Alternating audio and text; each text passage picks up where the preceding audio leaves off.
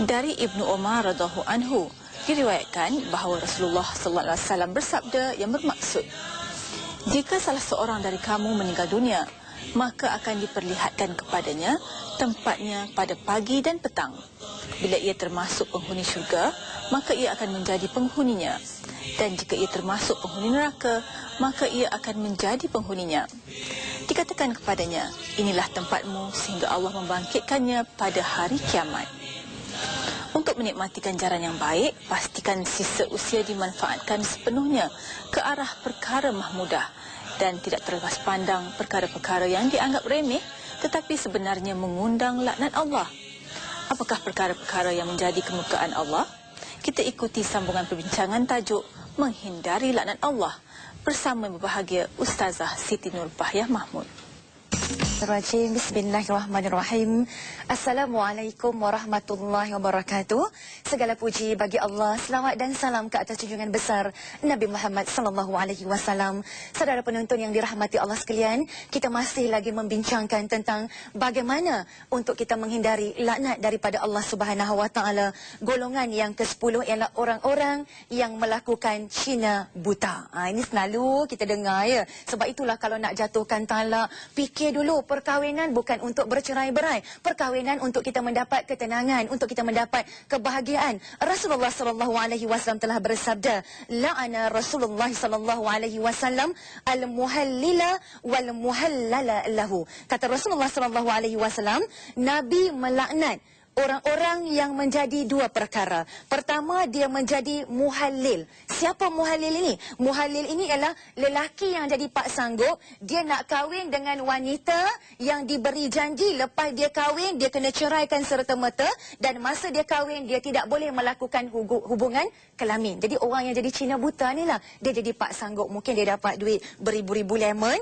Dia jadi pak sanggup. Pak sanggup ini dilaknat, diazab oleh Allah Subhanahu wa taala. Yang kedua, muhallal. Muhallal ini ialah bekas suami yang menyuruh lelaki yang pak sanggup tadi ni supaya kahwin dengan isteri dia dengan syarat-syarat yang telah saya sebutkan seketika tadi. Jadi perkara ini jelas diharamkan oleh Allah Subhanahu wa taala. Orang yang terlibat di dalam Cina buta, pak sanggup ke, bekas suami ke, semuanya ini merupakan orang-orang yang akan diazab oleh Allah Subhanahu wa taala, kecualilah kalau perkahwinan itu memang berlaku secara natural, secara semula jadi. Memang laki-laki tu nak kahwin dengan perempuan ini, maka mereka melakukan hubungan suami isteri. Tetapi kalau ada syarat, memang tidak dibenarkan di dalam Islam kerana di situ ada unsur penipuan. Sebab apa? Sebab perkahwinan menghalalkan hubungan antara lelaki dan perempuan. Sebelum kahwin, memang tak boleh tidur bersama, pegang pun tak boleh, peluk pun tak boleh. Tapi bila dah kahwin, halal hubungan suami isteri. Abdullah ibnu Mas'ud telah mengatakan, barang siapa yang menipu Allah, maka Allah akan membalas tipuan mereka itu. Golongan yang ke-11 kena berwaspada. Yang ke-11 ialah orang-orang yang berusaha untuk merosakkan hubungan suami isteri. Dia tengok pasangan ni bahagia sahaja, romantik, dia jealous, dia dengki. Mungkin dia ada hati dengan isteri orang tu, ataupun dia ada hati dengan suami orang tu. Dia buat macam-macam fitnah, macam-macam jalan untuk menghancurkan rumah tangga yang mereka bina. Sabda Rasulullah sallallahu alaihi wasallam, mal'unun man khabbaba imra'atan ala zawjiha. Sesungguhnya mereka ini mendapat laknat daripada Allah Subhanahu wa taala. Siapa? Orang yang merosakkan hubungan seorang isteri dengan suaminya. Jadi jangan retakkan hubungan suami isteri dengan mengeluarkan perkara-perkara yang tidak mereka lakukan. Fitnah, kayu dua ke kayu tiga ke apa benda ke, kira merosakkan, merobohkan masjid, itu adalah dosa besar. Tetapi kalau kita mendamaikan mereka ini, Allah Subhanahu wa taala sebut di dalam surah An-Nisa ayat 114, orang yang jadi orang tengah untuk mendamaikan hubungan suami isteri, ajran azima, mereka mendapat pahala yang besar. Yang ke-12, orang yang melakukan hubungan sejenis. Nabi juga telah menyebut di dalam sepotong hadis yang diriwayatkan oleh Imam At-Tabrani, la'anallahu man amila amala qaumi lutin. Allah melaknat sesiapa yang mengikuti perbuatan kaum Nabi Lut. Apakah perbuatan kaum Nabi Lut ini? Perbuatan kaum Nabi Lut ini ialah mereka melakukan hubungan sejenis, lelaki dengan lelaki. Sebab itulah di dalam hadis yang lain, Nabi SAW telah bersabda, sihaqun nisa'i bainahunna zinan. Orang-orang yang melakukan hubungan sejenis, tadi kaum Lut lelaki dengan lelaki, kemudian dalam hadis yang lain Nabi sebut perempuan dengan perempuan pun tak boleh juga. Kerana perempuan yang melakukan hubungan dengan perempuan itu dianggap perzinaan, dibenci, dimurkai, dilaknat oleh Allah Subhanahu Wa Taala. Yang ke-13, orang yang melakukan onani. Apa maksud onani ini? Orang yang memuaskan nafsunya dengan tangannya sendiri. Buktinya Nabi SAW telah bersabda, la'anallahu nakiha iyadihi. Allah melaknat, Allah mengutuk orang yang berkahwin dengan tangannya. Kita kena kahwin orang laki-laki, kahwin dengan orang perempuan kahwin dengan orang lelaki. Kemudian barulah mereka ini halal hubungan suami isteri. Tetapi mereka tidak boleh memuaskan nafsu mereka ini kerana mereka ni nafsu terlalu tinggi sangat. Mungkin mereka menonton gambar-gambar yang tidak bermoral, ya. Mereka menonton, menatap, membaca perkara-perkara yang tak sepatutnya mereka baca. Maka ketika itu nafsu mereka bergelora. Mereka tak ada isteri, mereka tak ada suami, mereka melakukan onani. Perbuatan ini dilaknat oleh Allah Subhanahu Wa Taala. Yang ke-14, suami yang melakukan hubungan dengan isteri dalam keadaan isteri itu haid ataupun melalui jalan belakang. Rasulullah SAW telah bersabda, mal'unun man ata haidan aw imra'atan fi duburiha. Nabi SAW telah bersabda, terlaknatlah oleh Allah barang siapa yang mendatangi isterinya dalam keadaan yang diharamkan oleh Allah, iaitu isterinya dalam keadaan haid, dan juga sama ada dia mendatangi isterinya melalui jalan belakang yang jelas diharamkan di dalam Islam. Yang ke-15, golongan yang akan mendapat laknat daripada Allah Subhanahu Wa Taala ialah mereka yang menuduh wanita yang beriman, wanita yang baik-baik melakukan perzinaan. Jadi orang perempuan tu dia baik, dia beriman, dia tak lintas langsung nak melakukan perkara zina itu, tetapi dia dituduh. Sama ada tuduhan ini datang daripada orang lain ataupun daripada suaminya sendiri ataupun daripada ahli keluarganya. Ini semua Allah sebut di dalam Al-Quran, lu'inu fid dunya wal akhirah. Mereka ini akan dilaknat oleh Allah Subhanahu Wa Taala di dunia dan juga di hari akhirat. Di dunia akan disebat 80 kali sebatan, apatah lagi di hari akhirat. Kita ikuti sambungannya. Yang dikasihi sekalian, golongan yang ke-16 yang dilaknat oleh Allah Subhanahu Wa Taala ialah peminum arak. Baginda telah bersabda, la'altul khamra bi'ainiha.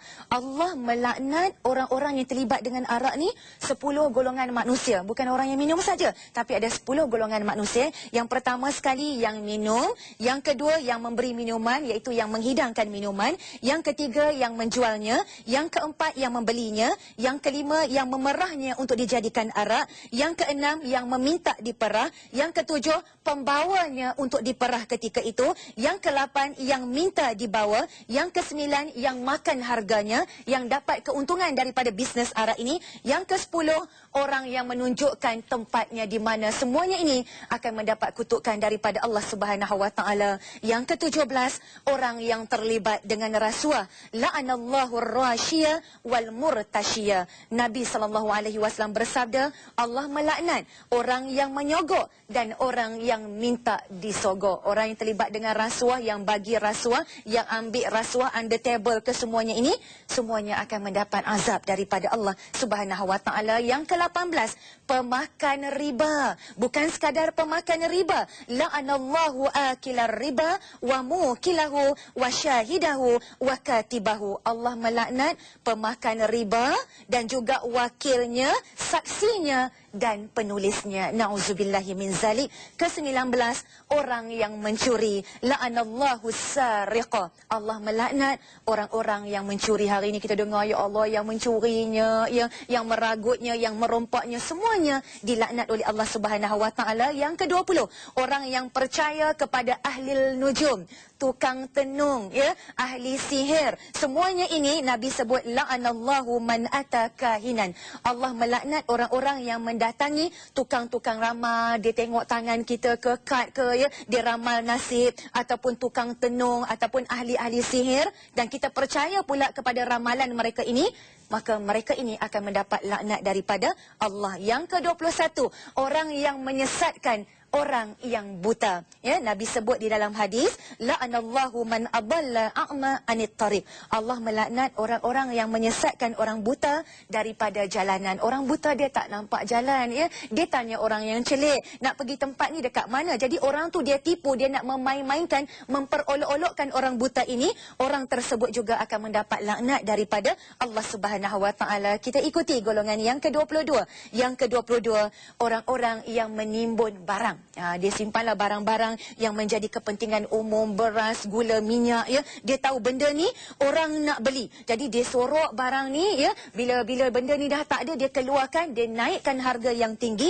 La'anallahu al-muhtakira. Allah melaknat orang-orang yang menimbun barang, orang-orang yang memonopolikan barang jualannya itu. Yang ke-23, orang yang enggan mengeluarkan zakat. La'anallahu mani'as sadaqah.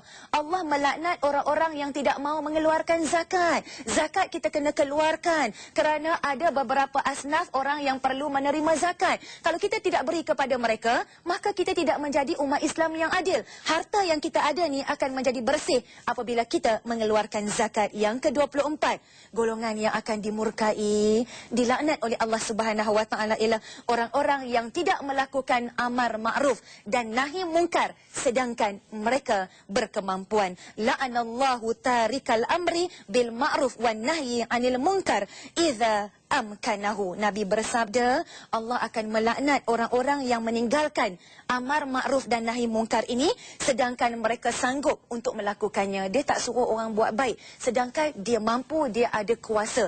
Dia tak cegah orang daripada melakukan kemaksiatan sedangkan dia mampu untuk mencegah kemaksiatan tersebut daripada berlaku. Mereka ini juga akan mendapat kutukan daripada Allah Subhanahu Wa Taala. Yang ke-25, orang-orang yang mencela sahabat Nabi. Nabi SAW telah bersabda, barang siapa yang menghina sahabat-sahabat Nabi, maka mereka ini akan mendapat laknat.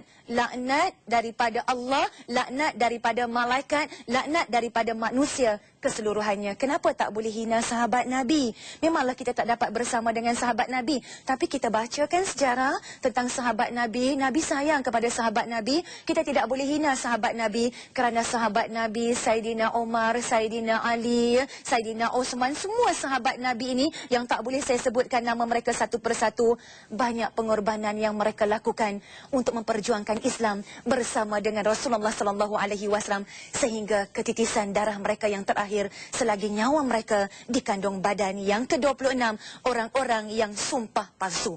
Orang-orang yang bersumpah palsu ini, kata Abdullah bin Mas'ud, aku mendengar Rasulullah SAW telah bersabda, barang siapa bersumpah palsu untuk mendapatkan harta seorang mukmin yang bukan haknya, maka dia nanti akan berjumpa dengan Allah Subhanahu Wa Taala dalam keadaan dia mendapat kemurkaan daripada Allah. Yang ke-27, orang yang cakap bohong. Orang yang cakap bohong juga akan mendapat laknat daripada Allah. Allah sebut di dalam surah Ali Imran ayat 61. Dan yang terakhir sekali, yang ke-28, orang-orang yang melampaui batas.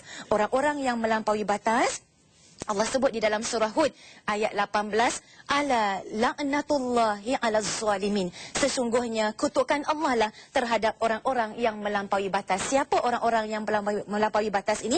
Orang-orang yang terlibat dengan gejala sosial, orang-orang yang melakukan kemusnahan dan kerosakan di muka bumi Allah ini, seperti orang-orang yang jadi mak rempitnya, lumba haramnya, terlibat dengan dadah. Semuanya itu adalah melampaui batas. Orang-orang yang khianat, yang pecah amanah, semuanya akan mendapat kemurkaan daripada Allah Subhanahu Wa Taala.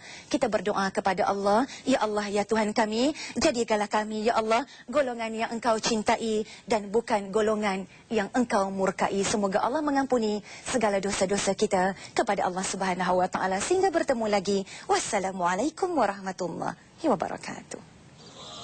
Semoga perbincangan tadi memberi manfaat kepada kita agar lebih peka dan berusaha memelihara diri sebaiknya. Justeru sama-samalah kita dan ahli keluarga menjauhi perbuatan yang dilaknat Allah demi kebahagiaan dunia dan akhirat. Sebelum berehat seketika, kita hayati bersama doa amalan yang disampaikan oleh Dr. Haji Azman Ismail, iaitu Imam Besar Masjid Raya Baitur Rahman, Aceh, Indonesia. Saya sebagai hamba Allah Subhanahu Wa Taala selalu berhubungan dengan Khalik, juga berhubungan dengan makhluk. Di saat saya berhubungan dengan Khalik, saya berdoa kepadanya seperti apa yang disebut oleh Al-Quranul Karim, ud'uni astajib lakum. Berdoalah kepada saya akan menerima doa. Syaratnya bila kita tidak berbuat sesuatu yang dilarang oleh Allah Subhanahu wa taala. Sesudah salat itu di antara salah satu waktu yang mustajab doa. Di situ kita boleh berdoa dengan doa maksur, boleh juga dengan doa bukan maksur. Doa maksur adalah doa yang diucapkan oleh Rasulullah sallallahu alaihi wasallam. Seperti Allahumma antas salam wa minkas salam wa ilaika ya'udus salam fahayyina rabbana bis salam tabarakta ya zal jalali wal ikram.